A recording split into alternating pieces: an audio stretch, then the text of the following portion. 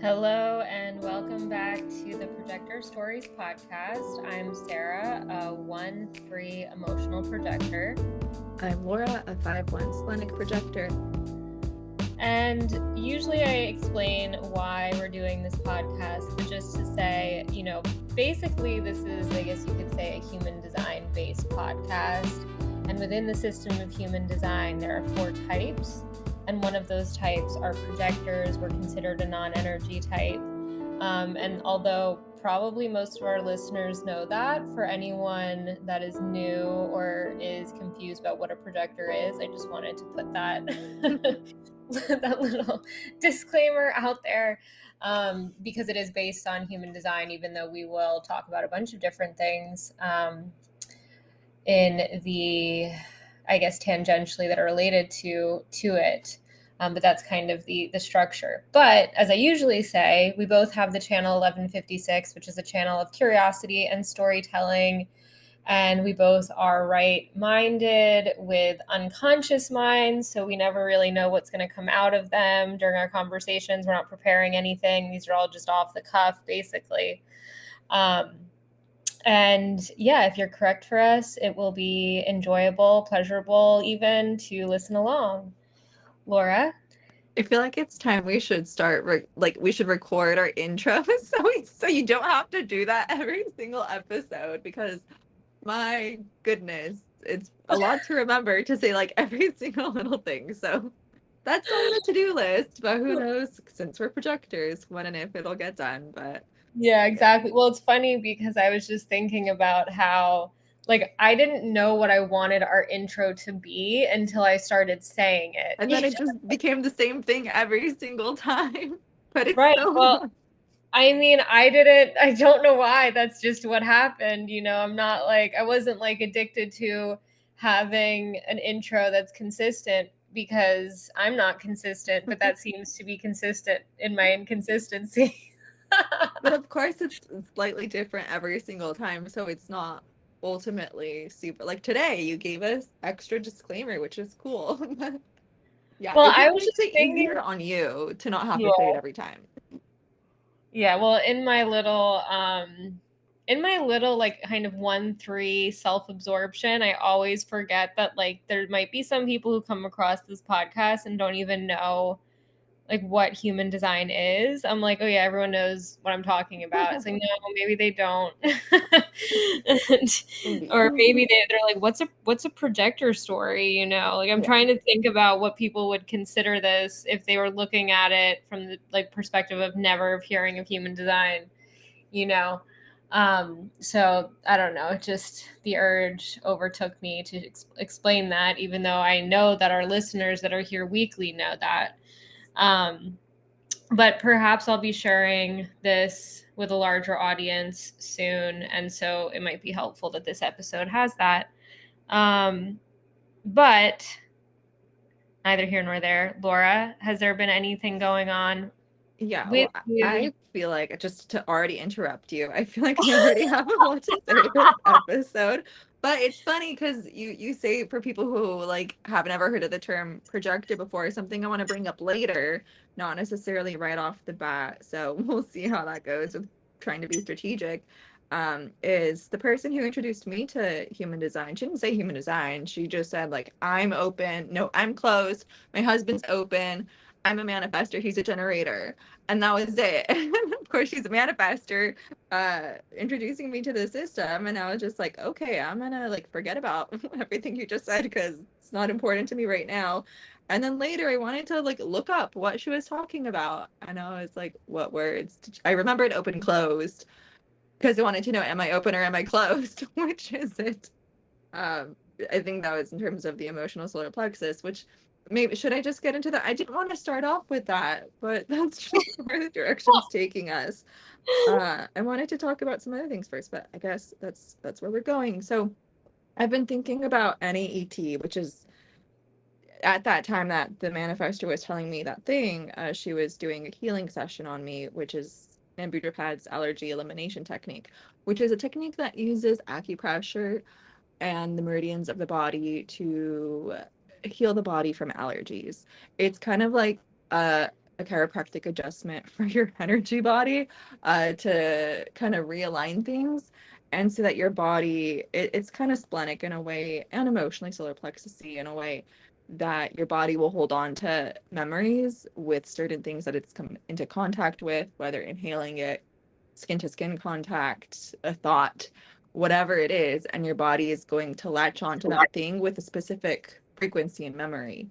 And so it's similar to body code or emotion code, which I believe I was doing already at the time that she was telling me about NAET. And so it kind of like coincided. NAET was the reason why I did my massage therapy school, which failed, but because I wanted to learn it in that approved setting. And in order to learn it, you need a medical degree or license, which I don't have. So my route for that was massage therapy. And then I just never actualized into anything. But I want to bring it up, and I do bring it up in terms of noticing myself and how I've changed and adapted in my own practice, with emotion code or body code on myself, because I don't do it as much anymore. And sometimes, and I used to do it every single month for my menstrual cycle because it would really help with having pain-free cycles. And then I got lazy because I'm not an energy person and I couldn't keep it up. I couldn't do it every month, let alone every week or however often I was doing it. And recently I went to go do it on myself, and my body was just like, no, you're good. Like, you don't need to do anything. Just like, really, are you sure? Like, all my meridians are happy. And like, Sarah, you just went to a acupuncture appointment and your liver was out of check. So we are often out of balance. Like, that's just normal to me. Like, no one's perfect. And then I go do the session on myself, and like, there's only one little thing that wants to be adjusted. And before, like, there'd be a whole long list of things that need to be adjusted in me. And it would take time and energy, which is probably why I stopped doing it. And so I wonder how much of this is my body deconditioning and therefore no longer attaching, like knowing I'm open in that solar plexus, knowing that my emotions and emotional associations with things aren't mine, it's just moving through me and I'm going to amplify it, and then it's going to fizzle out when it's gone because it's not because of me, it's because of other people or transits. Maybe that deconditioning process has helped my body not hold on to things. Also, I have a defined spleen, so you'd think it would be easier to not hold on to things. But regardless, the spleen is interesting to think about in this context for like people who do hold on to things, either mentally or physically or energetically or not. But recently, as I was doing my own DIY adjustment on myself, um, there is not a lot that needed attention. And I thought maybe that's because of deconditioning. Maybe my body just, I was getting false positives or false negatives on myself, and my muscle testing technique is like phony and doesn't work anymore. I don't know. There's lots of stories to come up with, but I had a friend who I introduced to this healing technique, the body code or emotion code or whatever you want to call it. And when she first did it, she did every emotion on the list. Like, her body was like, we need to get clear of everything. Like, everything has some sort of association in you that is not good for you. And so I thought that was like wild, because when I say I have a lot of things to adjust, it's like 5 to 10 things, emotions, feelings, whatever, that need to be adjusted. And so this friend had like the full list, which I don't know how many it is, but it's a lot. Um, and so it makes me think that like we go through our lives just without doing this type of work, with lots of energetic associations we have to things. And sometimes we need regular care, just like the gut biome. Some people need regular probiotics, and some people, their probiotic bioflora can take care of itself. But others, they need to constantly replenish it. So some people like need to constantly replenish or adjust their emotional frequency, and others don't. Anyways, not saying I'm right.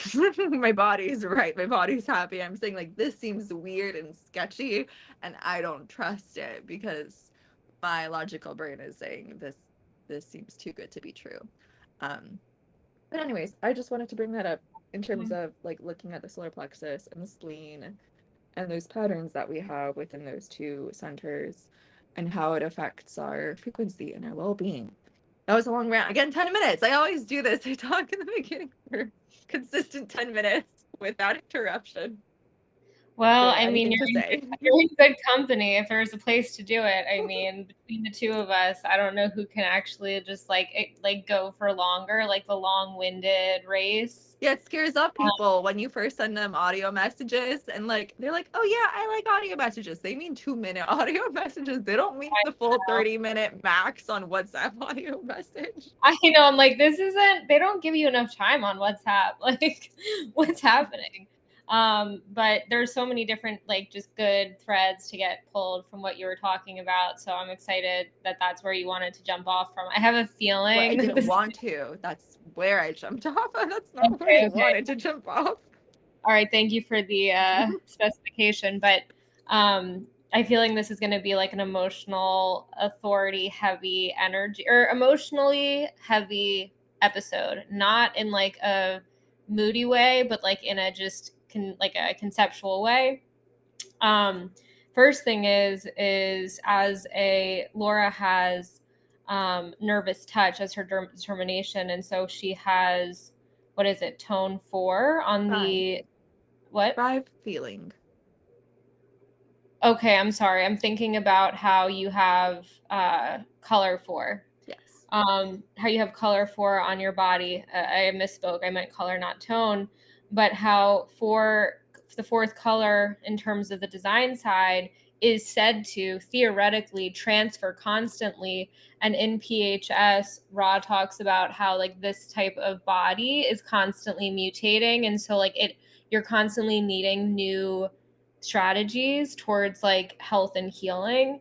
So that's not me saying that you aren't like all straightened out and that your emotions are actually from deconditioning more straightened out or put in their proper place, or however you want to phrase it, to reflect the fact that, you know, you're more just like aligned with what is you and what isn't you. Or it could be that, or it could be that this technique no longer works for you, right? Like it's like your body has mutated and now another technique is required. So I can't say, but however, I didn't know that. That's interesting.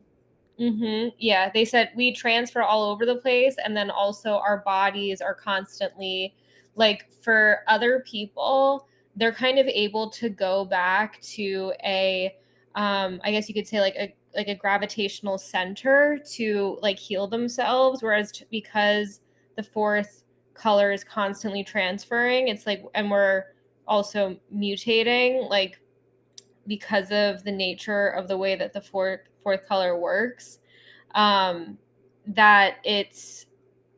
that basically that like we may need to find new things that work for us in terms of our health and healing, which, I mean, for me it tracks. You know, I can't speak to Lora because I have 3 and 4 for tone and color. Like I'm very mutative in that way. Something else is just an aside, but Ra was talking about how color 1 and 2, or line 1 and 2, just 1 and 2 in general is related to collective circuitry. Line 3 and 4 is related to individual circuitry, and line 5 and 6 is related to collective circuitry. And so it makes me think that, you know, the 3rd and 4th line are just like the most mutative. 3rd and 4th color, 3rd and 4th tone, like all of the 3rd and 4th things are like the most mutative. But I don't know. I mean, again, this is all just like mind stuff, and I'm still waiting to see how things play out in my life, in the real world, in the mundane, you know, reality. The other thing is that I was thinking is it could very well be that you are a lot more, I guess you could say, energetically clear as you've been deconditioning. And it's funny because like our minds are constantly measuring over here, especially with my 36-6. It's like I've had this kind of experience where I have looked back on my life and seen all of the chaos and seen all of the like instances where things were just like completely insane for me. But part of that is just the nature of being the 36-6. And so it's, even though my mind is experiencing it as like not fun, like get me off of this fucking ride kind of, that doesn't mean that I'm not living correctly, right? That doesn't mean that I'm not being correct as myself. And so, me and Laura are each in our own kind of weird liminal, like limbo space right now, where we are, I guess you could say, we're almost like 1.5 feet out of who we used to be. But there's still like that half foot that's back there, like tippy toeing, not ready to fully be what it is that we are. And so it's like we're just straddling the line right now. And even though, there's aspects of it, like I certainly feel more myself than I have ever felt before. It's not to say that like I'm in pleasure or like that I am feeling good. It's not like life is great and everything's working out perfectly for me now. It's just more the sense that the things that are happening to me are probably the right things happening to me for where I am at this stage in the game. And so I was just thinking about that in terms of what you were saying with the deconditioning. It's like it's not like our lives are like popping off and everything's perfect and like we get all of the success and all of the recognition that any projector could ever want. But that doesn't mean that there hasn't been a lot of energetic work that has been built up over time from the awareness shifting in our minds and in our bodies because of our deconditioning process. So, that's one of the hardest things in discernment, especially for the not self mind, to like really ascertain, are we being correct? Are we being correct even when it doesn't feel good, right? Because the not self mind loves to be like, well, this happened to you, so, you shouldn't have done that, or like this happened to you because you did that. X, Y, and Z. And so we're still trying to find reasons for why bad things happen to us. And sometimes our not self mind can be like, well, you must have made the wrong decision there. Or you must not have followed your strategy and authority good enough there, or whatever, So I just thought it was important to note, for us, but then also for our listeners, like the pleasure principle is so irrelevant to whether or not you're living correctly as yourself, especially because like your not self mind has been conditioned into thinking that certain things are desirable while other things aren't. And it's not like that, kind of differential is not at all related to what's actually correct for you, because it's all conditioned. The not self mind is all conditioned formula. So do you want to say anything on that, Laura? Well, you bring me to another topic, but I don't have to go down that route yet. But yeah, You can. I You guess sure can. huh? I said you sure can. Well, it's about authority. And Okay. and I know you wanted to talk about solar plexus authority sometime. I don't know if that's today. I don't know if that's on another episode. Um, but I wanted to talk about splenic authority Mm-hmm. and like how do we actually know it's correct for us? And I bring it up because well, the internet is spicy, friends. Sarah and I are always just like commenting on how spicy the internet is. And oh, woe is me. Like the liberties people take when they are behind a screen is fascinating. Like, would they be saying these things if they were in person to one another? And I reference the Facebook groups and like the drama that seems like it's happening of people commenting back and forth to one another. But, you can't really decipher how much drama there is because, as I feel like I've said before, and I'll say it again if I haven't said it before, which is you have to hear their voices. Like reading someone say Yeah. something is not an accurate depiction of how they're coming across and saying it. But there's been a lot of talk here and there, everywhere, about authority versus cognition and how perhaps cognition is another form of knowing what's correct for us. And I say here and there because, like, here it seems relevant now. People are bringing it up. Laura Joe, Amiro Para, um, they're saying it, but it's been said before. Who will say it again? Sorry, it's just like overdone phrase now. But chef the reflector, I don't know how to pronounce his last name. It's, I think, Romjinjlin, something like that. Um, he also, I believe, is under the premise in philosophy that to decide something for yourself, the answer is within cognition. To decide something that involves another involves your inner authority as a center.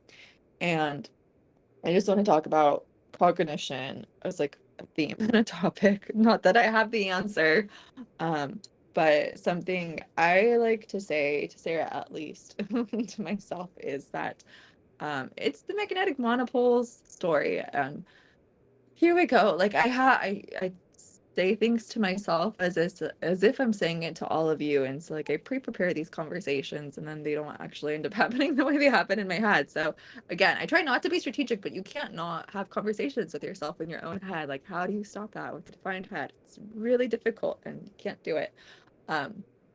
But anyways, the conversation I had with myself in my own head goes something like this. Um, it's Polly's story. It's Polly's story. Polly is in charge. Sarah, you've said that to be human is kind of like being in an arranged marriage between the design crystal and the personality crystal, but it's the design crystal and the magnetic monopole that are actually soulmates. Like they are they are lovers. They love each other so much. And then to be human, you have to break them up. It's kind of like the movie Overboard, except it's a love triangle. You split them up and then you give the design crystal amnesia. And then the design crystal is thrown in, and like deep down, there's this remembrance of this lover that it had. But no, it's separated. And then it's put into like this pretend fake marriage with the personality crystal that it's like, oh yeah, you guys are married now. Don't you remember being married to this person before? And design crystal's like, really? Are you sure we're supposed to be married? Because they're forced together to deal with each other for the sake of being human. And like to be human means to have the complexity of all three, to have the love triangle. But really, the lovers are the design crystal and the magnetic monopole. And it's the monopole that's the driver of the vehicle, and that I think controls and dictates the direction of the life, the trajectory of the life. It's pulling us towards our trajectory. And when we look at cognition, it is the design crystal imprint of the sun and earth, of like the tones. Right, yeah, the tones of cognition. And I guess it's the tone under the determination. So again, like I said, feeling touch, I mean, they're not nervous touch, feeling tone 5 for me. For you, Sarah, it's meditation. No, it's not. It's internal vision. What's yours? External vision. Tone 3. Anywho, sorry, this is what happens when you converse with yourself and then you have to say it again and then it just does not come out the same way. Now I lost my train of thought. Oh boy, let's see if I can wheel it back in and see where I was going. You were saying that the magnetic monopole is actually the thing that is guiding the life, and that the cognition, you were comparing the cognition versus the authority. Yeah. So we have, again, the driver of the vehicle that's pulling it along its trajectory. The vehicle is imprinted by the design crystal, and it's the form principle. So it's about the vehicle having its physical life. And then to be human, we have this third wheel attached to the lovers. That's like, oh no, you're going to be involved now, which is the personality, who is the one that understands, like, has the mental framework to understand or look at what's going on, therefore think it has the power to be in charge. But it's not in charge, but neither is the design crystal. The design crystal it's one with the monopole, or it was one with the monopole. It's the monopole that's in charge of deciding the trajectory of the life, and it's the design crystal that has to go through the trajectory of that life. And I was thinking about what I say to you sometimes is that like the authority as a center is like the spokesperson, because we are not just the design crystal and a form, and therefore we cannot solely rely on, I mean, I haven't said this to you before, but now I'm saying we can't solely rely on cognition in and of itself to be the determining factor for what's correct for the vehicle, because to be human, to be this vehicle that is alive, means that there's the third party involved.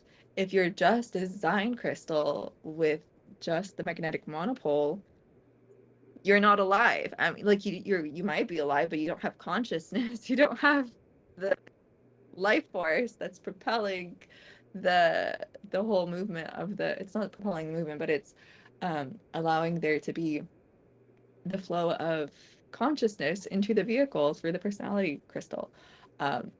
You need all three. Anyways, it's, I would say, like, for the personality crystal to be able to, like, the personality, the passenger, to grasp what it is to be human, and to grasp that there, it's not deciding what is correct, but there is this authority inside the form, inside the body, inside, from the magnetic monopole, for the design crystal to be able to figure out what is correct and surrender to that. It's going to do so through the centers as authority.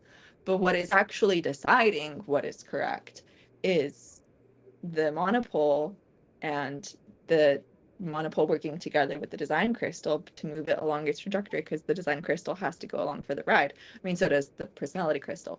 But it makes sense in my head to think about it this way. But like, for the personality crystal to understand what is correct, it's going to do that through the centers, because they're all different layers of the same multi-layered complex thing that it is to be human and be alive. And I bring up this because I was thinking about splenic authority. I identify as being a splenic person.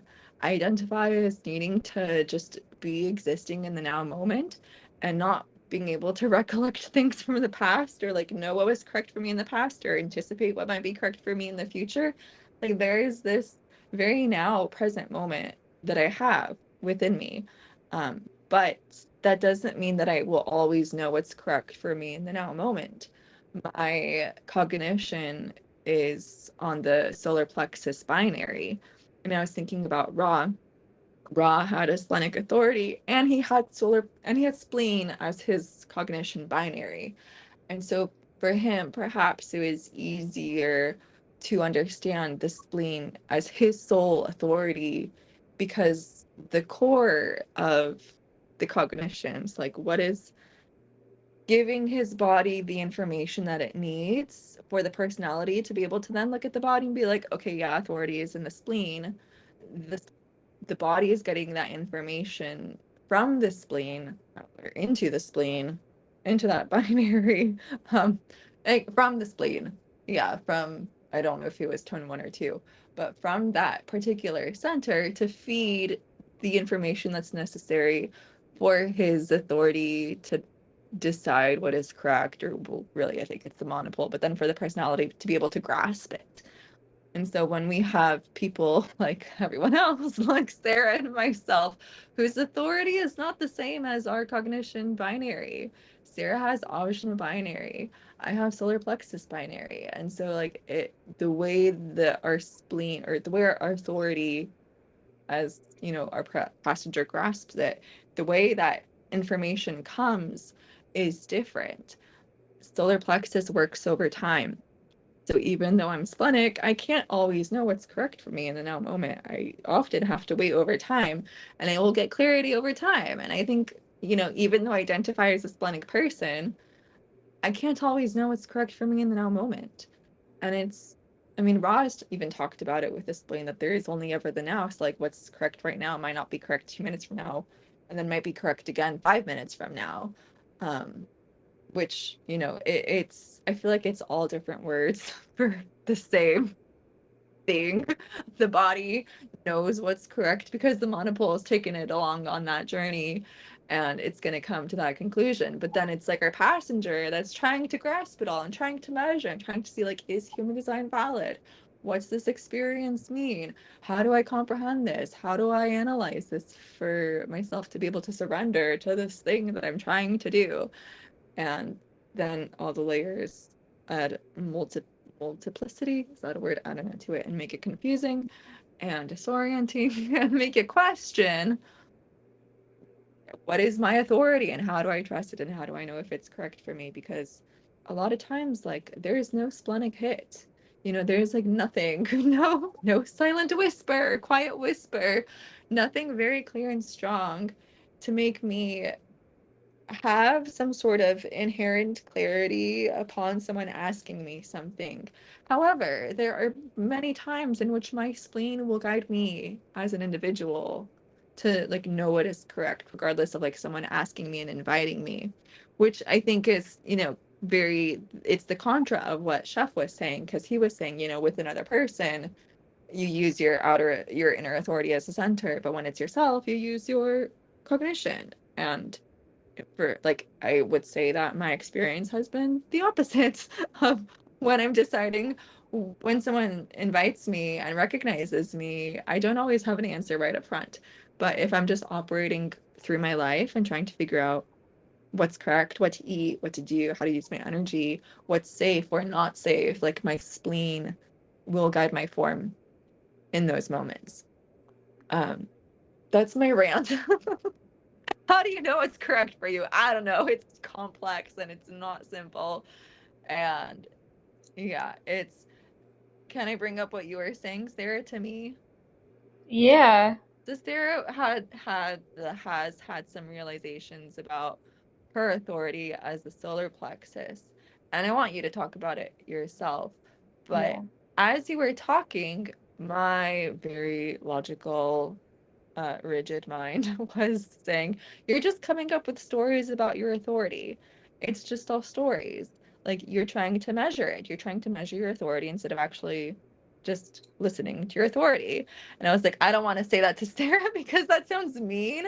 And like, it's negating her experience. And like, I don't have solar plexus authority. So how the heck am I supposed to know what it looks like and feels like for her? Because it's not mine, it's your experience. But then I was thinking about this cognition piece. I'm like, you have Ajna binary. So of course you're going to measure. Of course the mind is an aspect of your authority because it's how your body is getting nutrients, how your body is getting information. The brain is being fed by the Ajna binary. So of course you need to think it out to a certain extent. Uh, but you can talk about your side. No, I'll Yeah, well, it's stop funny ranting. because there's like the aspect of us that has like stuck our head outside of the sky, and so we want to like talk about all of the intricacies of what it means to understand what it is to have our own unique awareness. But then and there's all stories around that. You know what I mean? Like that's part of what our podcast is. We um, have it in the title. It's called the we Stories have it in the Podcast. title. It's true. But then there's also just like living in the mundane and like having to kind of like throw it all out and like see what happens when the rubber hits the road. And like Ra has often, by the way, Ra is the one that said it was a shotgun wedding between the design and personality crystal. But Ra has often said that like as a 1-3 it's really hard because I am experiencing things in my body. I'm actually going through stuff and I'm trying to line one it while I'm going through it. And so that's a really tricky way to be living in mundane reality, right? Like it would be really nice to just be existential where I'm not thinking about it and I'm just living it, but it's like I have this process that isn't, it's kind of like very much like one foot on the brake, one foot on the gas of like, okay, like let's live. Now we have to go back and think about what it means. Okay, let's live again, you know? So there's always that quality that I'm trying to just like be aware of, like the fact that I can be, and this is where a lot of my life has gone, so mental that I get disassociated from like actually just experiencing my life in my body. And that's not anything related to what I wanted to say. And it's hard too because what I want to say has not been fully fleshed out yet. Yeah, sorry for So calling you out. no, it's okay. But it's part of what I did want to talk about it. Um, it's part of like my process in part, like it helps me move and to also speak to the PHS. Now, I don't know if this is 100% true or not, But if you have if you have tone 1 or 2 on the PHS side, it means that you fall into the splenic binary for healing, which means that physically, supposedly, this is what Ra said in PHS, that physically you're supposed to be around, you're allowed to take in like acute medicine, like whether it be allopathic or homeopathic, whatever the case may be, like that may actually cure you of whatever health issue you have. Whereas tone 3 and 4, which is what I'm a part of, heals in a conceptual way, in a mental way. That's, again, this is not, I'm still working this out in my actually lived experience, but it makes sense because, and just to include tone 5 and 6, that's more, that healing happens more in groups. Supposedly, theoretically, I don't know, I can't 100% say anything for sure, but it does seem to track for me that the 3rd and 4th have to do with this like mental and conceptual kind of psychological healing that has to take place at the root before the physical healing can take place. And so a lot of times I have like realizations and they shift my awareness so that like healing can take place because there wasn't the space for it before. And yeah, I mean, that's just all to say that I guess when I'm thinking about my emotional authority, like having insights about it, because I've been having a lot of issues when I was in the Living Your Design class. Part of the reason that I went to it was because I wanted to understand not just, okay, like how do we work our emotional authority, but why are we having the feelings that we're having in the first place? And again, to go back to, just because things aren't necessarily pleasurable doesn't mean that they're incorrect. Like life is meant to be lived, mistakes are meant to be made, drama, comedy, like, horror, romance, the whole, breadth of life exists. And it's not just like, okay, once you start following your strategy and authority, everything is sunshine and rainbows all day. I have, just to also preface this, I'm like, this is the longest introduction to a rant. This is the longest rant intro to another rant that you're gonna get out of me. But basically, yes, I went into this class looking for emotional insights about like what it means to have the feelings in general, as opposed to just like waiting them out. Okay, like I get it. Patience is what I'm supposed to use with my emotional authority. Understood. But like, why am I having the feelings? Why is the high happening when it's happening? Why is the low happening when it's happening? Because we're told that it's just chemistry and it's just energy that's moving through us. And I can see that to be true, but I can also see where my emotional wave gets activated because of beliefs, 3rd and 4th ajna binary, that I have that activate the high wave or activate the low wave. And again, like, I have Saturn as part of my definition. And so perhaps Saturn being there has given me more of a severe outlook on my own emotionality. I'm trying to make a lot of sense out of, what a lot of people would say is senseless. And what I was trying to say to Lora, and I'm going to botch this again because it's still not fully baked, but I'm going to continue to come back to it, is that like nobody understands emotional authority in the way that is really like truly practical, because Ra has always talked about it being a motor. And so like the clarity is kind of like completely, the emotional awareness that we have usually gets overshadowed by the extremes, right? The highs and the lows. And so when you see people who are acting out in their emotionality from the highs and the lows, you like don't respect the people, or you don't think that the clarity that they have is valuable because it's coming from this extreme emotionally charged place. It's why he said that you immediately respect emotional people less when they make decisions spontaneously. And I realized, okay, like my emotional authority, like the wave itself is a reflection of my conditioning. It's a complete, like, it is my not self. It is my shadow. the high that I get to is a high that perhaps is inherent to the structure of my being. But the reasons that I get excited over things are because of conditioned beliefs that I have. And the reason that I get upset about things are also because of conditioned beliefs that I have. So it's not to say that like I'm responsible for the high or I'm responsible for the drop and like the feelings, but the beliefs that I have, like I could have a belief, and I gave Laura this example. It's like, this is like the most emotional authority thing that you can imagine if you're someone with emotional authority. It's like I have had like the beginnings, like the starts of a relationship with someone who I'm excited about, right? Like you're in that talking stage and like the butterflies and the extreme excitement and the jumping up and down. And it's like everyone's awesome. I'm in a good mood with everyone. There's no one that could piss me off. Like I am so excited because I'm talking to someone new.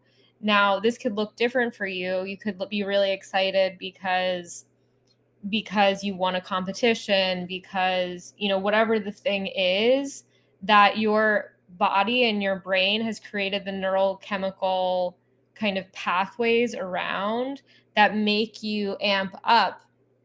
And then you're up there and you're thinking that the person you're talking to is perfect, that everything that you're doing is so much fun. And it has nothing to do with the actual events that are taking place around you. It has to do with your beliefs about them. And that triggers the wave, and that, spikes the wave. And then you're up there for a while. And then you find out that the person in question is like a POS, or they're just like not correct for you. And the wave crashes and you're left feeling terrible and like life sucks and nobody can make you happy and everyone sucks and you're mad and angry at people because of that. And while it's still just a chemical reaction in your body, right, based on the beliefs that you had about something, right? So it's like that whole thing that I just described is just a complete distraction from getting to the truth about anything. Because at the end of the day, if you're acting out of the high or the low, like you don't get to see the depth of what you're actually looking at. So, you could be looking at this person, and then if you're emotional, instead of getting super excited about them, you can't really help this, right? Because again, it's part of your conditioning. But instead of acting out at that high peak, like you are like, okay, I can see that my motor has been activated. This emotional motor has been activated. I need to take 50 steps back from the situation, right? Gate 6, line 1, retreat. Gate 33, line 6, retreat. Like my chart is retreat. 12.3, caution. It's like back the fuck up, Sarah. Like back off, back up. And you need to look at this situation and take as long as you need to look at this situation to get to any clarity about it, about why it is that you are excited. What is that excitement? Where is it coming from? Is it coming from a conditioned belief that you have? Is it the person actually in alignment with, your values, or is this the genetic imperative that's like barking up your tree? All of these things that you can't really get a grip on in the beginning. And you can't get a grip on when you're in the low wave.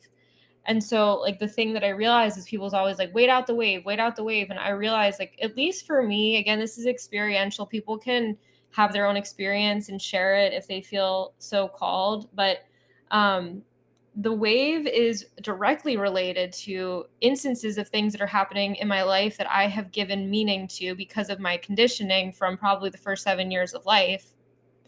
And as such, it is irrelevant to me actually making correct decisions. And the patience that I can get, or I'm sorry, the perspective that I can get from having patience is where the emotional awareness actually comes in. And you don't see any of these emotional people on the planet that have this level because they're always acting out on a super high or super low. And so like they don't get the opportunity to actually get into the groove of that patience. Now, again, there's more to be gleaned from what I'm saying, but it was just like this realization that, what the way that we understand the wave, first of all, each wave is different, and the way that the wave is created, so what planets are hooking up the channels that are creating the emotional definition, is going to be relevant to the way that the wave is experienced, to the way that it was originally conditioned, right? Like all of those things are going to speak to how your wave is experienced by you. And so this is how my wave with the 41 with Saturn and the moon defining the channel, and then having gate 6 and gate 36 active, like this is how mine has operated all my life.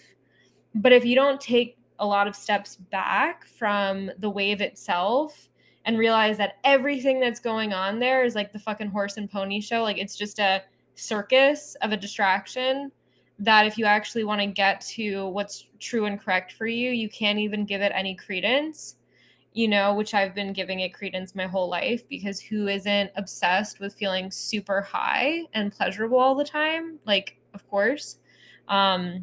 If you have access to it, like at all, you're like, damn, I want this all the time.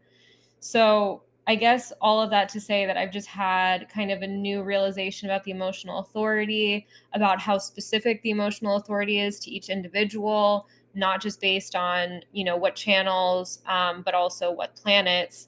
And then just the fact that like the wave is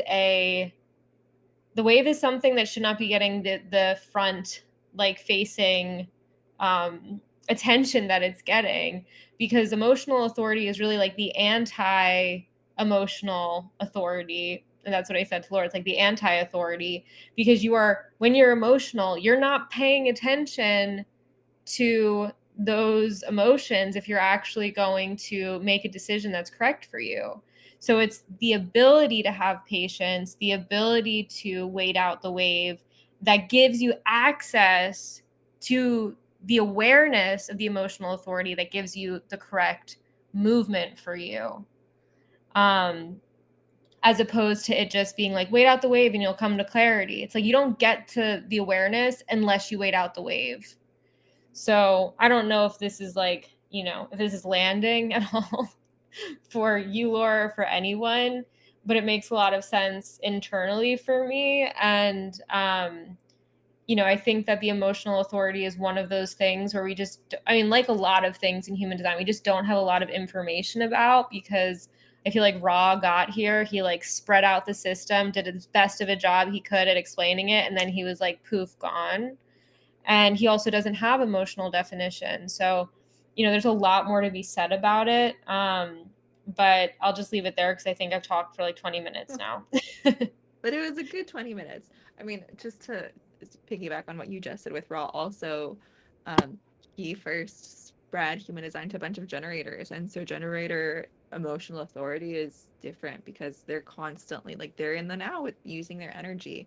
And so they have like two motors that are guiding them and moving them in terms of figuring out what's correct for them. So I feel like that's a different type of emotional authority. But I like everything you had to say this time. Less stories, less judgmental horror stories in my own head. But let's see what other things I want to say. I have to figure out what they are. When I think about the wave and emotional authority, so many thoughts going back. That didn't make any sense. Scratch that.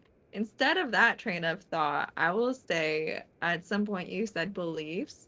And again, like looking at your design, Sarah, your design, Sun and Earth are in 11 and 12, and 11 is that of beliefs. And so it's the Ajna binary of those two gates, caution, beliefs, well, ideas, that is feeding your authority. But again, I'll try to like parallel it with like this sort of theory that I have, that it's, the monopole that decides, but then it's through the authority that we can understand why something is, or not even why, like sometimes you don't get to know why, but the movement of what is correct. Oh boy. My brain stopped working. Sorry. It's Boy, okay. when I think about emotional authority, I think about it like there's, I feel like you've said it before too, but like you're in a room and there's 10 different radios playing different stations all at once. And so it's really hard to hear the thing that you're trying to focus on. Like if you have one decision to make pertaining to one specific thing, you have a lot of background noise that is feeding, and that's just the emotional, like let alone the mental chatter that's also happening at the same time, trying to analyze and measure all the different radio stations that are playing. But it's just like there's a song playing and constantly in the background, and you can't ever turn off the music. You, as long as you're awake and you have that emotional wave going on, there's constant music playing in the background, and that is going to filter how you are perceiving your reality.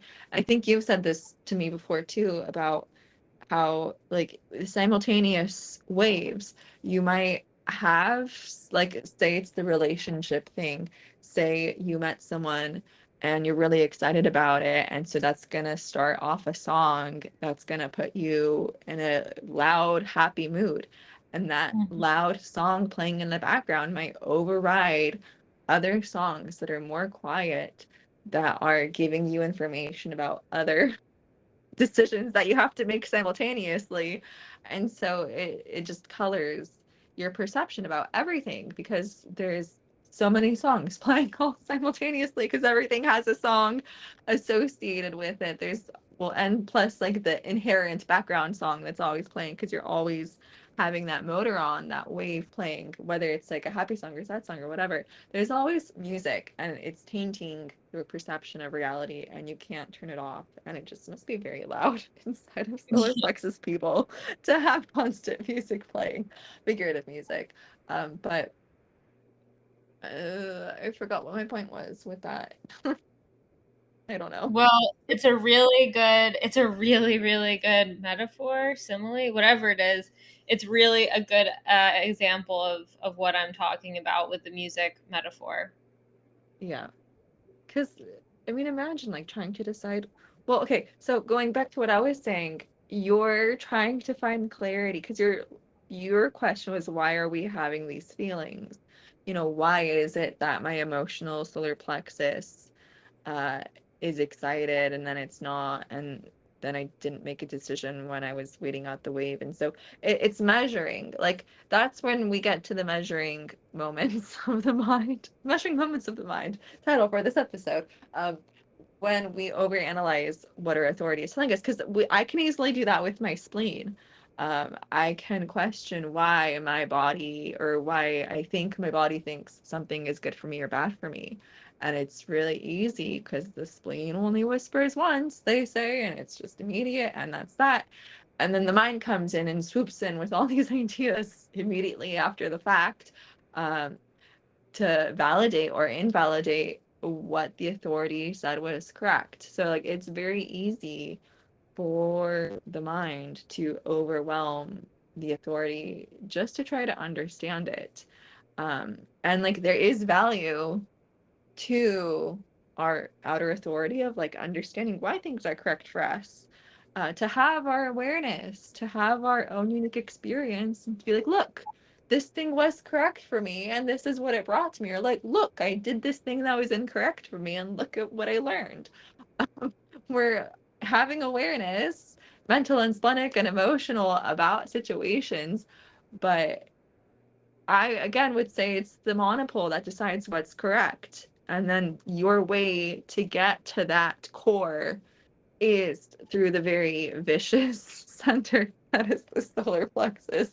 And beautiful, but it's the very intense musical conductor trying to orchestrate his symphony, and he's very, very, very enthusiastic about it, and like as I'm picturing it in my head. And so you have to filter through all of that noise to be able to figure out, okay, wait, what is correct for the form to experience. And again, because you're constantly being pushed by the motor that is the solar plexus, because it's energy. It wants you to move because it wants you to seek pleasure and experience and all that stuff, especially if it's collective. It's going to push your buttons and propel you, again, words, guess I'm using all the same words today, to do something about it. Do something, do something, do something when it's just correct weight. I don't know. It's it's intense. I would say you're more baked than I am. I feel like I am just like I just popped something into the oven a second ago and it is not baked whatsoever. It's still totally liquid and raw. Whereas your half baked, quote unquote half baked is it's close to being done. It just needs a few more minutes. It just needs a few more minutes. It's no, but I mean, and it's but very good, at least splenically, you're being correct. And Am I like just though? I feel like I'm not. I feel like I don't have a strong spleen anymore. Ooh, as I began the deconditioning process in human design, I'd be like, yeah, I have a spleen. Yeah, my spleen knows what's up. And I'd be able to know. But like now, as I'm further and further into it, when people invite me to something, I'm just like, I have no idea. Like, there is nothing my spleen is telling me right now. And again, maybe it's just because there is no answer and there is no splenic response, or the splenic response is just like magic 8 ball, try again later, or just like it doesn't really matter, like we don't care, this is not life or death, therefore we do not care about whether you do this thing or not with your form. um and yeah, it makes you question like what is actually correct to experience. yeah. And Well, and you're I just hindsight, go bitterness is the hindsight that makes you realize like, okay, that was a bad choice maybe, or that was a good choice with success. But again, it's soup. We're tossing constant different ingredients into our bitterness soup, and so it's difficult to discern whether something is indeed bringing us bitterness or not, because we are stewing on the back burner, and we have been for a while, or at least I have been. well, uh, but I think this is like what I wanted. This is kind of like what I'm getting at too. There was a meme that got passed around in a group chat uh from the course, and it was like showing how like each step each year for deconditioning, it gets harder and harder to decondition. And like that's kind of what I'm trying to say too when it comes to the emotional authority. It's like at first, year one, my biggest challenge was just to wait, have patience, and think, okay, if I wait long enough, then I'm going to be able to do what it is that I want to do when I'm on my high wave.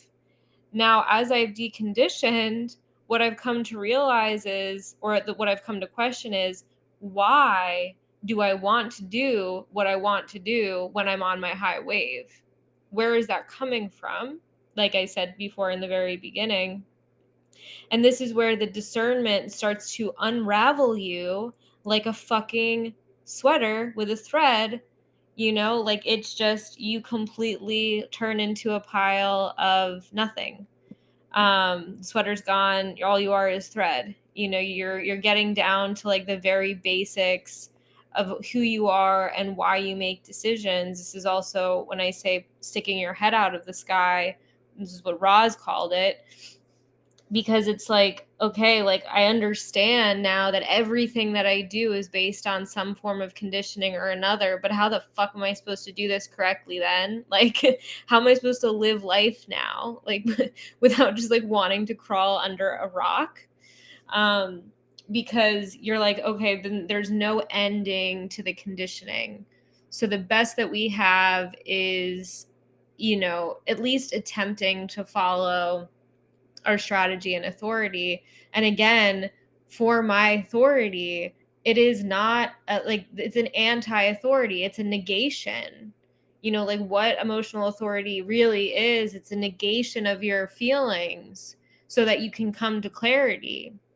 And that's the only way that you come to clarity, is by negating them.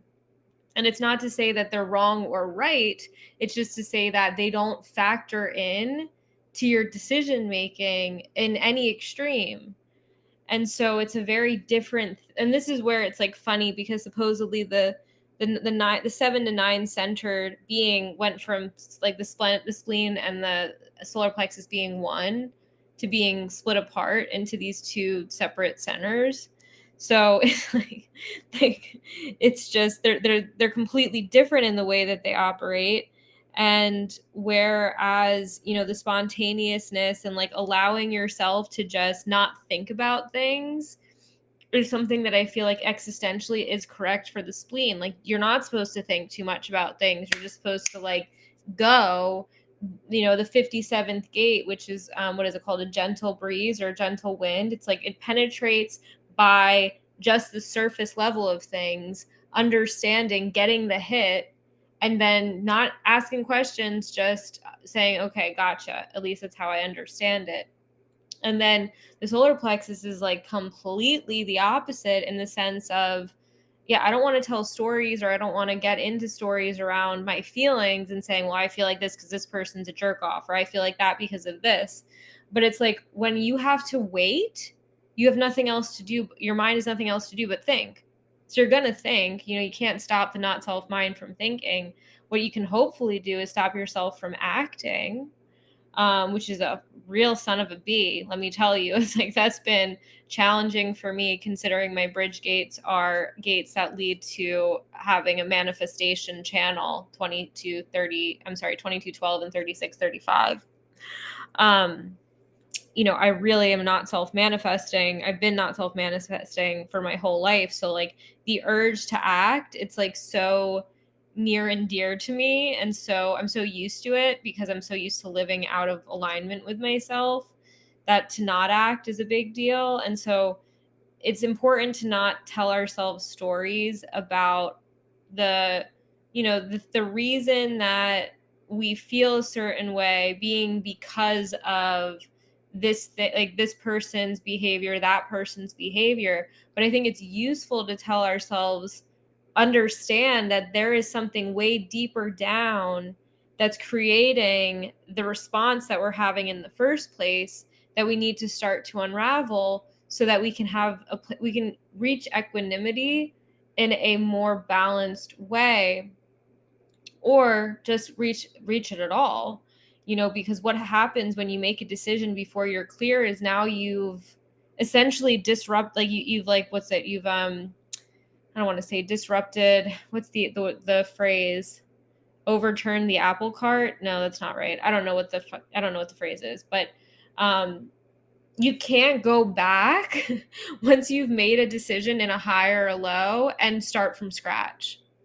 Like, you can't. And so now everything is muddled by the fact that you did not make a decision correctly. And so I don't like the idea of being like in analysis paralysis at all, because I know that that's an easy place for us to go as like mentally defined people. But I also recognize that I would rather be in analysis paralysis than making decisions hastily, spontaneously, right? Because those are the ones that are going to disrupt my trajectory. Essentially, it's going to like take me down an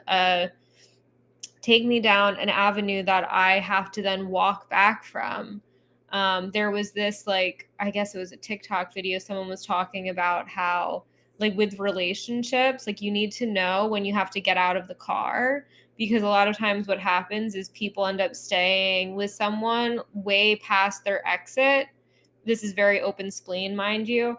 And they stay with the same person when they know they should have gotten out of the car at a sooner exit. And by the time they finally realize it, it's like, oh shit, now I have to walk. I have to get out further down. And now it's going to take me, 24 hours to walk back to where my actual stop is. Like, that's what happens when you're making decisions incorrectly, especially as an emotional person around the biggest parts of your life, romance, living spaces, jobs, things like that, is that you're getting out at the wrong exit, and you're gonna have to figure out how to get back to the right path, the right road. So I don't know. I just went all over the place. What's an interesting theory? Well, Yeah. concept, not theory, just the idea that, you know, doing things incorrectly, like wrongness with no choice, because we say no choice. And then was there a choice? Is there anything that is inherently absolutely incorrect if we make decisions from our not self and then end up in the wrong place with the wrong people? Like, isn't that at the same time correct? because there's no choice. It's correct to be incorrect. I don't know. Well, and this is where it's like sticking your head outside of the sky. Like, yes, like there's no choice, but you have to get back into your life and live it, right? Or else like we could just literally crawl up in a ball and like, you know, none of this matters. Like we could be super nihilistic about it, like nothing matters. I don't have to do anything. I don't have to live my life, like all of that stuff. And like Ross said, I think it's more useful to act as if there was a choice. I mean, I think that's what our podcast is. It's not to say that we're making a lot of decisions as we're talking, but it's like what we say to someone is, or what we say and other people hear is going to have an effect on them. And it was correct for us to say it, and it's correct for them to hear it. And so we shouldn't stop talking because we think that there's no choice. And so why even bother, right?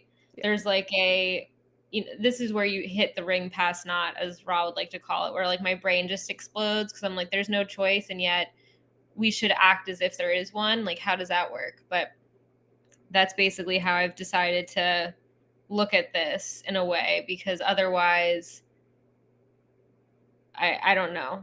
Otherwise, I don't know.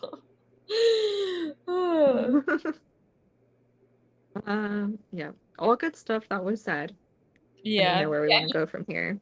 Food for thought. Food for thought. I mean, there's a lot more to the emotional authority that like I want to kind of flesh out as I am really feeling into it myself, because so often, like, just to say, like, on a personal note, what happens to me, like, this is what's happened to me every time, basically, is that, and it's, for me, it is very, very relational, romantic oriented.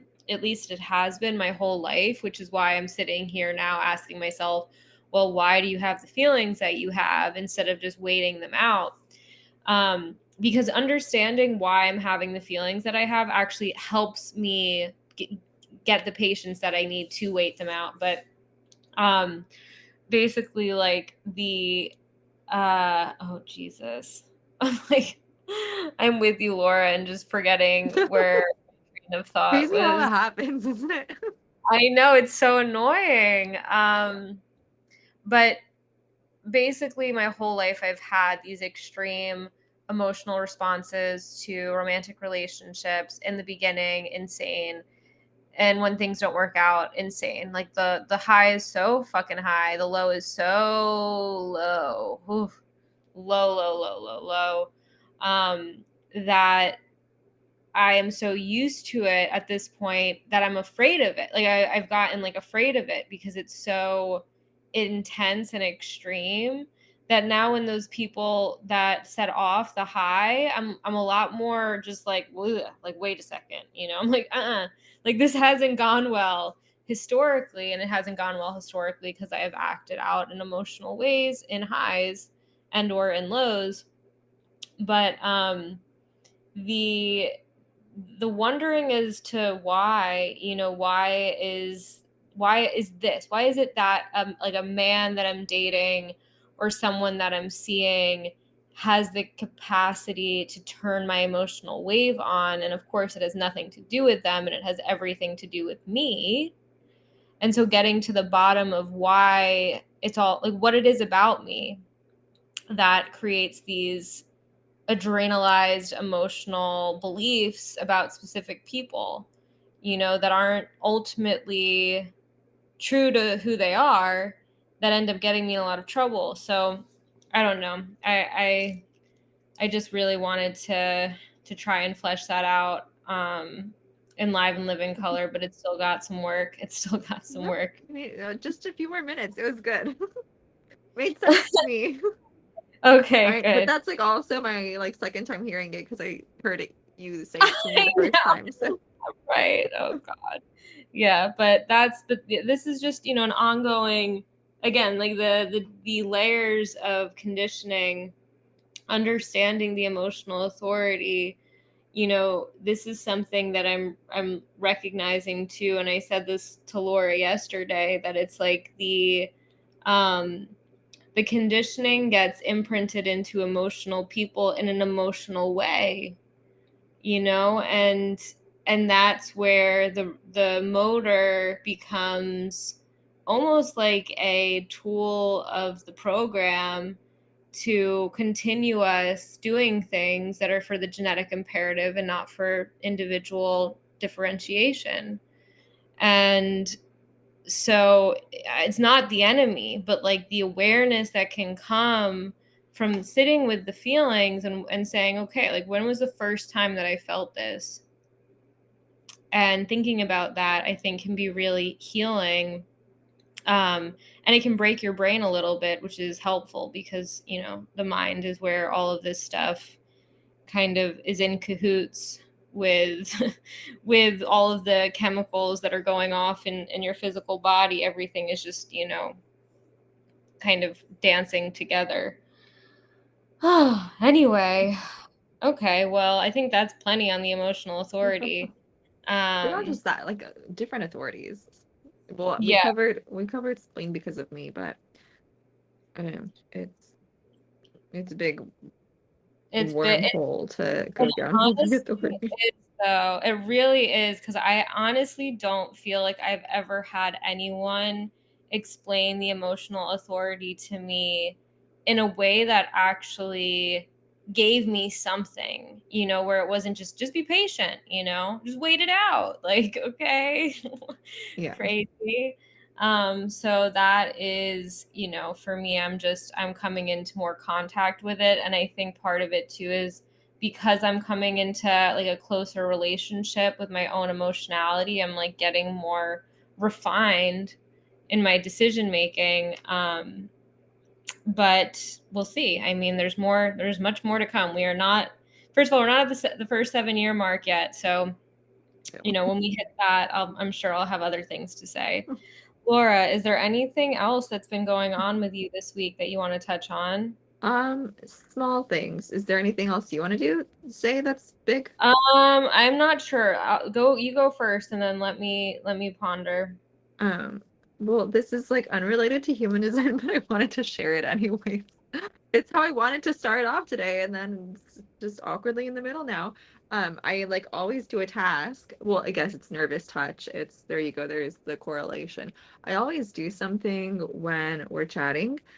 Well, I know you do too. You've introduced me to fidget rings. Is that what they're called? They're not fidget spinners. They're Or acupuncture acupressure. rings. Acupressure rings. There we go. But I am being more productive than just playing with the ring today because I'm sewing. And I've been sewing my comforter cover. I kept putting it off, and then it just turned out to be a bigger project than I expected. I'm trying to, it's funny because Mercury retrograde, they say it's the re-words, and I joke and say it's like the recycle words: reuse, reduce, recycle. A big one's repair. And so it's fitting that with Mercury retrograde, I'm repairing something. Anyways, I'm sewing a hole or a patch on my comforter cover, and I am the type of crazy person that's just like chaos, that I lose track of my sewing needles. And so I wake up and there are sewing needles next to my pillow, next to my face, that could have very easily inserted themselves into my Oh body, my into my God. face while I slept. So I woke up, I think it was not today, but yesterday, and there's two sewing needles. I was like, how did you get here? I was using one, and now there's two next to me. So yeah, I'm sewing right now, and I'm trying to keep track of my needles so I don't accidentally stab myself in my sleep, because I would. Um, so just a funny story that I thought I'd share. And then other light things is like I have a catchphrase that I say to myself is like finding a blank in the wild, and it's guessing people's human design characteristics based on their personalities. And so, Love it. I love that. but it's not a game I play. It's just like I just think what people are. Um, I told you about my friend Sarah, that she works at Panera Bread, I was hanging out with her. Well, okay, this is sort of related. So I went over to her house with her family over the weekend, and I I wanted to go home at a reasonable hour, and I wasn't allowed to because I came with people and I had to leave with people. And like projectors say this in the group of just like in the Facebook groups of like something you can do to honor yourself as a projector is to go somewhere by yourself so that you can leave by yourself when you want to. Um, I did not go to their house by myself, so I could not leave by myself. So I stayed way, way, way later than I anticipated. I like we were playing board games and I told everyone at like, I don't know, I think it was 10:40. I was like, it's late. Let's go home. I stood up and they're like, okay, fine. They wanted to play somewhere, but they're okay, fine. And then we stood up and then like the parents decide to converse for another hour and a half. And just like I kept on looking over my shoulder to look at them and give them stink eyes, but they did not catch on. Just because I was ready to go home. Like I'm in bed for several hours before I sleep. It's like the projector way, but I'm like in my pajamas in bed usually at 9:30 if not earlier. Sometimes it's like 8:30. I go to bed pretty early. I don't necessarily fall asleep pretty early, but I am in bed ready in case I fall asleep pretty darn early. And yeah, we were there until like midnight something, and then of course I was on a circle high, so I could not fall asleep. So I didn't go to sleep probably till like 1:30, and I felt like death the next day. Like I was hit by a bus, and I felt awful, awful, awful, awful. And it's taken me several days to recover from like an hour and a half of standing and talking to someone. Like that was it. I was talking to my friend, and it was too much for me, and I felt horrible. Um, and I assumed this friend was a generator, but before we started recording, I looked up her chart, and lo and behold, she's a projector. Had no idea, but something that I spotted in the wild with her, which like I knew after talking with her, is like she has a defined G. It's just clear people with defined Gs, they just like have their genus to them. It's like that's who they are. It's their G, it's their self. They're so secure in it. Anyways, I was asking her questions about romance of like, hey, now that you're a freshman in college, do you like plan on dating anyone or like doing anything regarding that? And she's like, oh no, I shouldn't say it like that, but basically it was like, oh no, like I am not in that place in my life right now. Perhaps several years down the road, I might consider it, but I am not looking for that whatsoever. Nope, no love or romance for me. No, thank you. Okay, the end. I'm just like, my goodness, what is this? How are you not obsessed with love and romance like the rest of us in the world who have undefined G's? And it was just like so defined versus her brother, I'm pretty sure, has an undefined G and he's looking for love and romance, and it's not going well because that's such is life for us, undefined G's. And it was just funny to spot her in the wild. And another thing of like spotting people in the wild, you can always identify a generator because of their use of the word satisfaction. Like they find things satisfying. I'm just like, I'm sewing right now. Do I find it satisfying? Not in the least, none whatsoever. And there's a YouTuber that I watch, and she like has sewing related videos for historical sewing, and she wrote a book on ways to sew, like hand stitching things, um historically, like how to do it historically correct. And in her videos, like she'll spend hours hand sewing things and be like, oh, it's so satisfying. Just like lies. It's not satisfying. It's not as, and my thread keeps getting tangled and I'm struggling to sew my comforter. It is not satisfying, but I would bet my bottom dollar that she is a generator because she is able to consistently hack at her sewing crafts for hours on end by hand just for fun and find it satisfying to do so. So those are Yeah. my random spiels for today. I love it. Well, no, and it's, what I really liked is how you called it the defined G of having genus, because that reminded me of the word genus, like GENUS. Oh. And it like fits, you know, because like isn't genus, it's like a classification that we put things into. That is fun. So I loved that. We're gonna start using that more often, everybody. But I do relate to knowing when I can absolutely tell if somebody has a defined ego. I can tell when they have a defined G center. I can tell obviously when they have a defined sacral. I'm getting pretty good at getting the throat people too. So it's like the centers I've gotten, I feel pretty solid about my ability to like have a 5-minute conversation with someone and know. The channels, not necessarily so much there, but I am starting to get way more discerning about different emotionally defined channels and the way that the different emotional people show up. So like with the 1949 as an emotional or the tribal emotional definition generally, it's like a far smoother ride up and down the wave. Like it's way, there's like more of a comfort to it. The 1949? Yeah. Interesting. It's not to say that it's not like high energy. It's just that it has more of like this slow rise and like more of like a solid come down instead of like a steep peak and a steep drop, like the and then the, you know, the provocativeness of the emotional 3955 I've become really sensitized to too. And then the 3041, I mean, people who have this channel, man, I mean, it goes, it's really can be very bipolar, like in a way that I just don't see out of the 1949 or the 4037. It's not to say that I don't see depression because of the emotional, you know, within the emotional just system in general, but like the bipolarness, I don't see quite as much with the other channels that are not collective.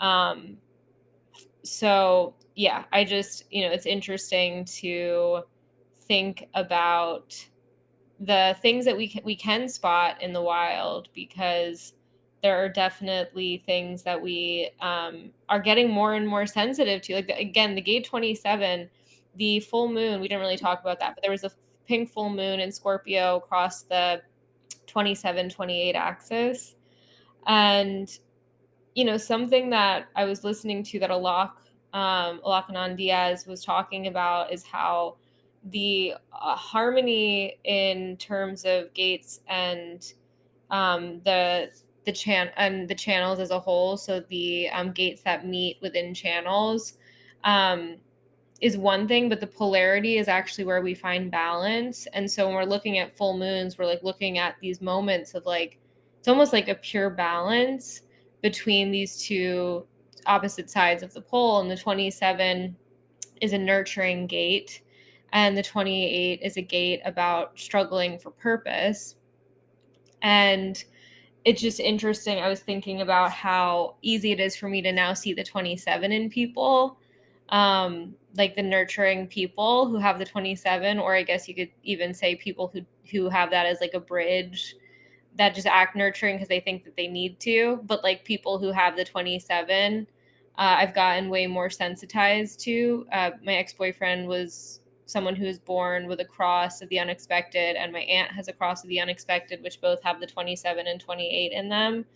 And so I've gotten way better at picking that up and seeing how that shows up. And I don't know how everybody else was feeling for this full moon, but I had a real weird day yesterday. I realized, I mean, two things. One, I like to microdose mushrooms sometimes. I also like to macrodose, but I just haven't done that in a while. But with the microdose, I may have like, I kind of took a macro microdose. It was like more than a microdose. And I found myself, you know, in my room just like crying about the nature of grief that I have, you know, from a lot of things that have happened in my life. And it just made me realize how like important and healthy it is to cry, for men, women, children, all of the above. It's so cleansing. Like I was genuinely sitting with the feeling and the pain in my heart, which usually like on the day-to-day level, we don't really have access to because we're so distracted from it that we don't have time or space to actually allow ourselves to feel it.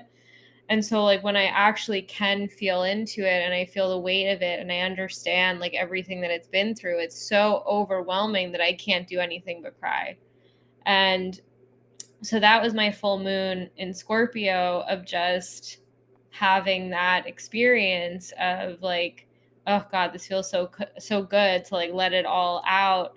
When it just, I'm not someone, it's surprising because of course I'm emotional, but like I've found that not emotional people cry way more than I do. Not by choice, mind you. Like I wish that I could cry more, and I'm sure they wish that they cried less. But it just is what it is. And then there was this Jupiter and Uranus conjunction that happened in, what gate was it? 23? Yeah, in gate, was it 23? Yeah, gate 23. And that happened over the weekend. I'm like, where the hell? I was talking to Lora because I have 7th house Taurus, and the 23 is a Taurus gate. And I'm like, where is my 7th house is supposed to be relationships? Like, where's my big relationship thing? Like, I'm like waiting, like, okay, like, where is it?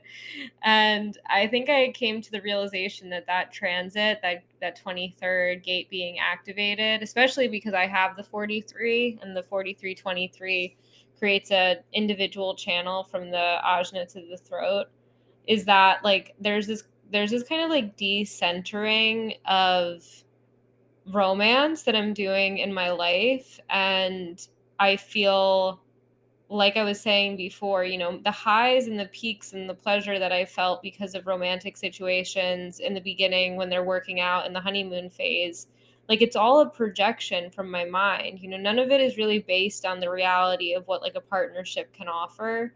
It's all of this like fantasized version of what a partnership that can offer that spikes my wave. And so that like the realization that like whoever you're with, like whoever you end up with, it's like they are not the pedestalized version of them that, and I'm talking to myself here, that you think that they are. And so there's no reason to centralize romance in your life. Like you need to just get on with it and like do what's important to you. And if it's correct and the geometry is right and you're moving along it, like eventually something will happen, right? And it won't be the fantasized version likely, but I think that the conjunction kind of gave me this between the emotional authority realization and just the kind of concept of my conditioning leading me to be excited over these things that really aren't relevant to my they're not relevant to my life being worth living. It's like it's still worth living regardless. And so it was just like between those two things, I have had like a little bit of a I don't want to say a mind shattering, but a mini mind shattering, a mini mental like refurbishing. I don't know, but it's definitely given me some pause in just the desire at all. And I talked about this last week, but the desire at all for being in relationship, like the genus of your friend who is just like, I'm good, we're not doing this. Like she's defined G. Like that's kind of where I'm at. I feel like there's a part of me that's not there, but that part of me is not self. So, anyway, that's kind of the big, I guess, things that have happened. It was just like the feelings and the crying and the tears over the grief of this time spent like within your own heart. And when I say heart, I don't necessarily mean ego. I kind of mean like I feel like it's like the magnetic monopole, but like it's related to the ego center somehow. I don't know exactly how, but it's like this real tender spot that we have inside of us. I feel it on the left side where my heart is. But when I can actually like settle into the feeling of feeling, I'm like, whoosh, wow, there's a lot of feelings there. I think that's true no matter if you're emotional or not. But I think it's an important space that we can like get access to, sometimes using things like microdosing. But I think that if we just spend some time with ourselves in the morning, sitting with it, a lot of the questions that we have about what's correct for us will answer themselves. And then, yeah, the Mercury retrograde thing of just what I've been seeing, I like how you said it's like there's like all of these rewords, but you know, repairing as one of them. I also see the Mercury retrograde as like this kind of opportunity for us to perceive things in many different ways, which is why last week I said it's like a very emotional authority kind of mental vibe of being able to see multiple things through different lenses. And it's like certain situations in my life, the past few weeks I've seen like on one extreme, right, on one high, on one low, and now I'm kind of like petering out and I'm seeing it more clearly. So that feels good. And then tomorrow it's going to go direct, and then we're out of the Mercury retrograde, although the shadow will continue.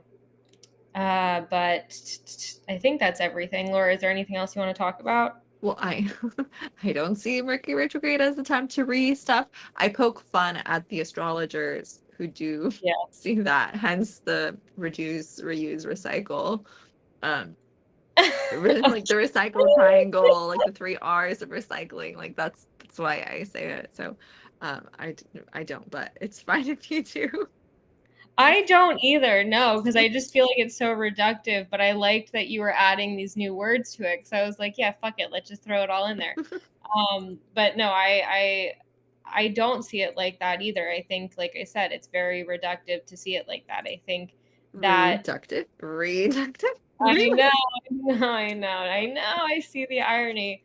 But I just think that there's this quality of you can revisit that we can look at certain things through multiple different lenses as we move through mental lenses as we move through Mercury retrograde. And that can be in relationships, that can be about a house that we want to live in, that can be about a situation with our pet. Like, it's not that it's about any specific thing, it's just about like kind of turning the crystal kaleidoscope in your mind over something and getting multiple views of it.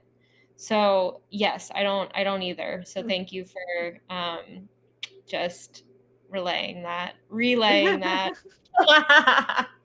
lot of rewords, okay? It's really hard not to use that. That's all, folks. Oh, cheesy. Anyways, to answer, yeah, that was it. I don't think I have anything else to share this week.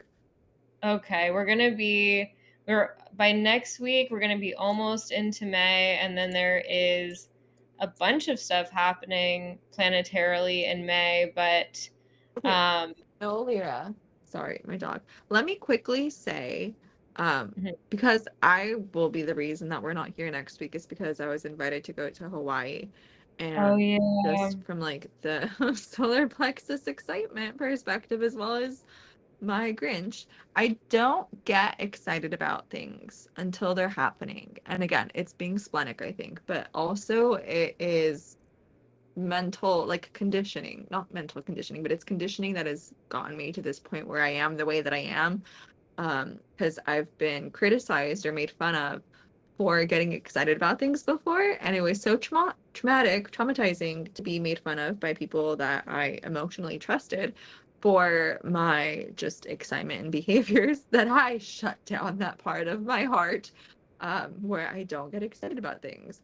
And I just think it's interesting because like I can't hype myself up about it. I'm like, it's fine. Like, I'm going to Hawaii. I've never been. I'm sure I've wanted to go, but it's like never been my top destination of where I want to go. I'm excited for my brother who's getting married there. I'm excited to see him and to see his soon-to-be wife. But like I'm not excited about traveling, which I know like as I'm on the plane, I will feel the excitement, but I can't anticipate it it's not physically possible anymore for me to do that. And I think it's really funny because people will ask me, not knowing this about me, like, are you excited? Even if maybe they do know, like my sister asked me if I'm excited because she's excited. She's a reflector. She's going to anticipate things because I feel like the reflector way is similar to that of the experiential way, where they get hyped up about things and they anticipate it beforehand and then they crash and they find disappointment at the end of the tunnel.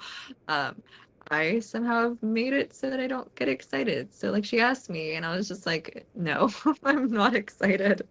I mean, I said it with less laughter in my voice because now I'm jokingly reliving the moment with y'all. But I just told her like, no, I'm not excited. And she probably thought I was weird because of that. And so I don't know how much of it is for me to be correct, to be anti-excited, because 16 is the gene key of enthusiasm and I lack it.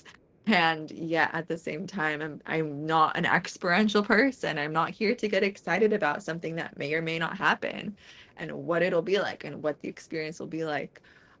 So again, I don't know how correct it is for me to be me in the way that I am, but I am the way that I am, and there it is, whether it's conditioned or true. Yeah, going to Hawaii next week. And then after that, my brother will be with me. So it might make things a bit more hectic. And so we might have to postpone several episodes. Well, we'll just have to take that as it comes, as we always do. Like we ask each other weekly if we're even going to pod this week. So like, the fact that we've podded this much without But my gate 5 is like, how dare we break the pattern? So it's my gate 5 that commits and says like, no, we have to do it. If we have to do it, we have to do it. Unless like there is something extreme that prevents us from doing it.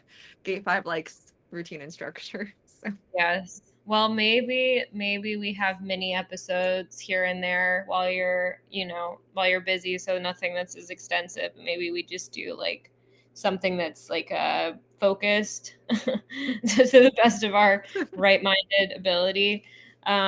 So yeah, maybe we'll think about it and we'll see what the upcoming weeks bring. But yes, we will not be here next week, and then potentially the following few weeks, we're just going to have to play it by ear. But other than that, thanks everyone for listening and for sticking around with us. Yeah, exactly. Thank you. If you guys like our show, our podcast, please follow us on Instagram at Projector Stories. We are on Facebook at Projector Stories, and we are on YouTube at the Projector Stories Podcast. And of course, Spotify, Apple, that's where you're probably listening to us right now. Anyway, yeah, that's all. That is it. Thank you, as Laura said. And Laura? Catch you on the flip side. I was just thinking of like the Looney Tunes. That's all, folks. It's really hard to fake a stutter, so I shall not do that again. But anyways, that's all, folks. Thanks for listening. Catch you on the flip side. Bye.